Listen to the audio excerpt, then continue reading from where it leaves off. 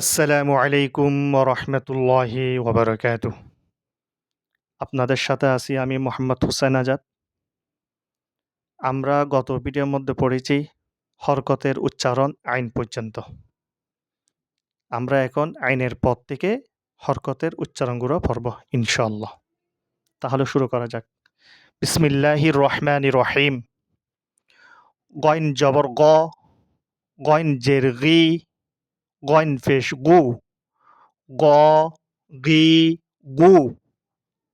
গইন জবর গ, গইন জের গি, গইন পেশ গু, গ গি গু।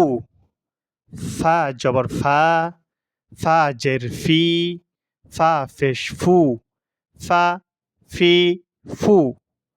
ফা জবর ফা, ফা জের ফি, ফা পেশ ফু, ফা ফি ফু। কফ, কফটা উচ্চারণ সঠিকভাবে করতে হবে। কফ, কফ জবর ক, কফ জের কি, কফ পেশ কু, ক কি কু। কফ জবর ক, কফ জের কি, কফ পেশ কু, ক কি কু। কাফ, কাফ জবর কা, কাফ জের কি, কাফ পেশ কু, কা কি কু। কাফ জবর কা, কাফ জের কি, কাফ পেশ কু, কা কি কু। লাম জবর লা, লাম জের লি, লাম পেশ লু, লা লি লু। লাম জবর লা, লাম জের লি, লাম পেশ লু, লা লি লু। মিম জবর মা, মিম জের মি, মিম পেশ মু, মা মি মু।